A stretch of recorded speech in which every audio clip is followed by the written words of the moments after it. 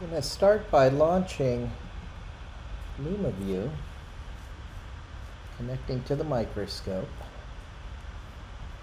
We are saturated because it is daylight and the gain in exposure is just too high. But as we turn it down, we see a nice image of some H&E stained adenocarcinoma. Decent focus. What you'll want to do is go to the instrument setup, make sure obviously that you have the right microscope, and then the frame size has to fit. This parameter has to be the same as in Matlab. So we haven't changed it, we're not prodded, but if you did change it, then you would need to restart LumaView as you're instructed, and then quit LumaView. Next thing we do is launch Matlab.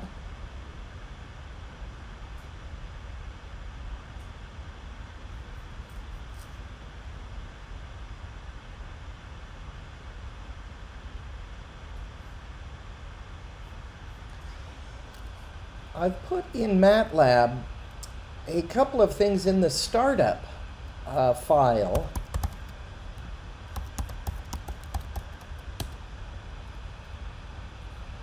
I have some default things for startup, but pertaining to the microscope are these three lines of code here. Add path points to the file, the directory where I have all my Lumascope code. And then I have two global parameters that I use. Sim is just a flag, a Boolean flag that allows me to develop this code in the absence of hardware. And since we do have hardware, simulation is false. So that's executed in startup, and you can see in the workspace it's created two variables that exist, though ls620 is empty at the moment. And so we're ready to actually do the initialization, which init ls620 will tell us that indeed it's in our path, and we can now execute it init ls620. This takes a second or two to initialize, and sometimes it doesn't work, so I always want to check here. Let's take an image. Image equals ls620 get next image buffer, and it worked, or it appears to work. Image sc image,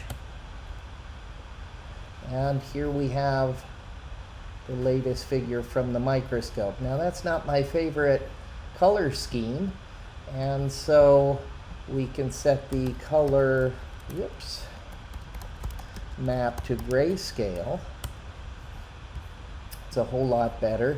If you have the image processing toolbox, you can do things like imhist image, and there are all sorts of other functions that are immediately available from Matlab's environment pertaining to this image. You can save it using imsave or print. Again, lots of things you can do to work with this. I just put a shroud over the microscope so that I can do some imaging in the dark, and I'm going to run this little script that will flicker between bright field and green lighting, and we can select it and execute it. Made the window a bit bigger. It's a little slower to run. Same field of view. I'll play with the focus a little bit. Way out of focus.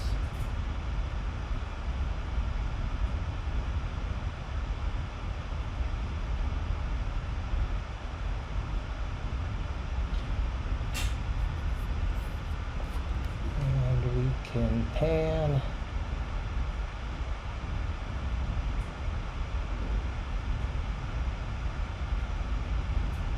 Sort of live view in two different illumination modalities.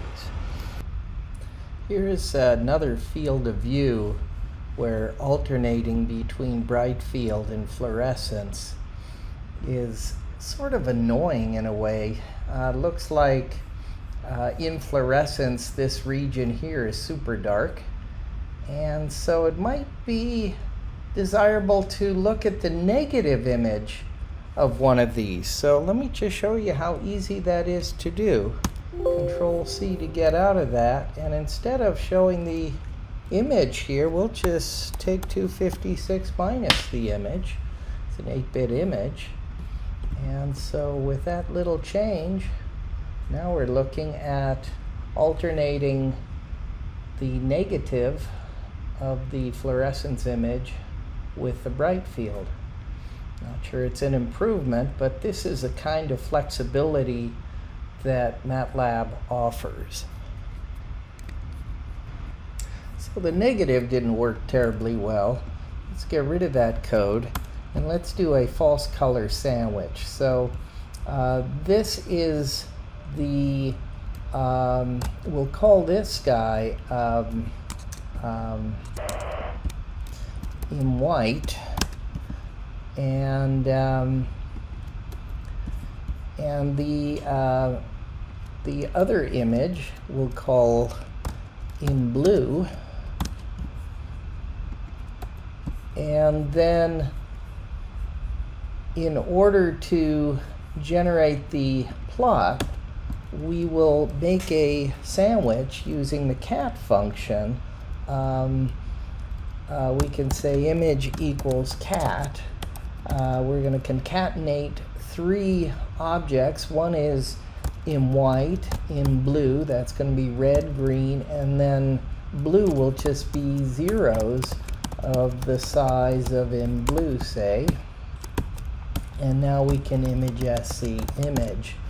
And let's run this code. Oops. Evaluate. And there we have it. If we move around, be a little tearing, but you get a sense here.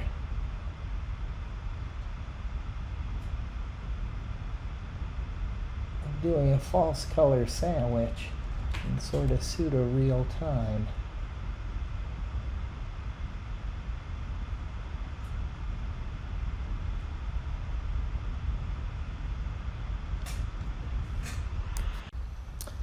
Okay, I've been working on a little GUI that will facilitate imaging in Matlab. First thing I'm going to do is start as we did before with init ls620, and then make sure that the initialization does work. Image. And so we do have an image. So we're now going to launch Lumascope GUI, and this provides us with a much more substantial set of controls. For example, to turn on or off the lights. Now we're not seeing anything because we're not streaming yet. Here we go. Okay, we have a new sample on the stage, and let's start streaming in green so we can see that we need to have a little more brightness.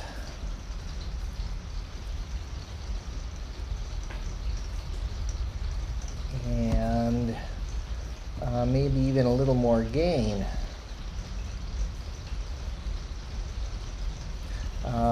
The histograms here of the horizontal and vertical pixels are really showing us that the intensity is pretty low. Exposure might help a tad. And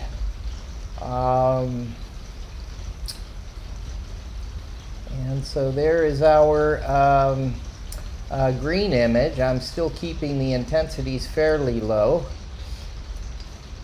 And we'll shut off green, switch to blue. This is just dappy, the nuclei. And that's probably, well, it's pretty faint actually. Might be helpful to go into grayscale for this.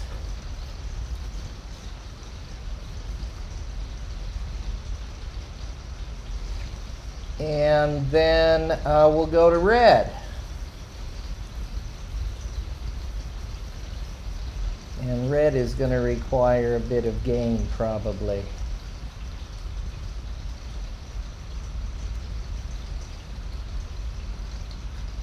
Oh, there we are.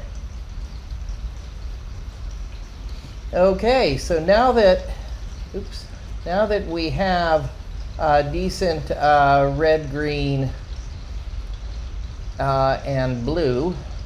Oh, that's right, those buttons don't change.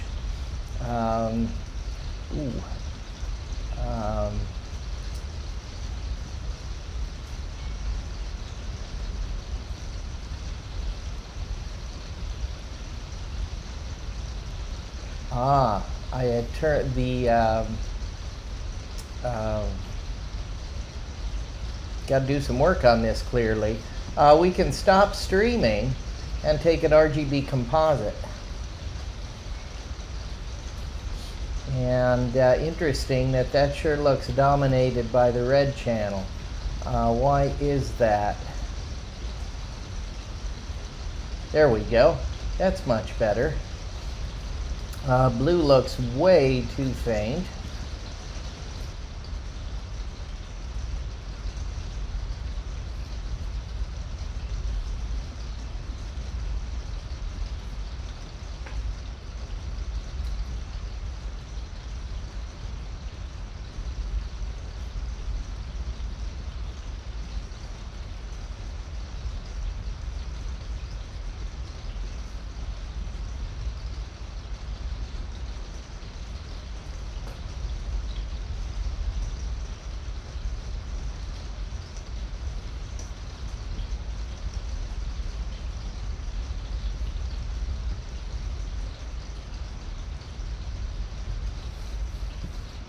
Maybe a little more red. Not too bad. So if my save works, and then, no, that clearly doesn't work. That's not going to save the image. Got some more coding to do, but anyway, you get the idea of how we can do things with the GUI.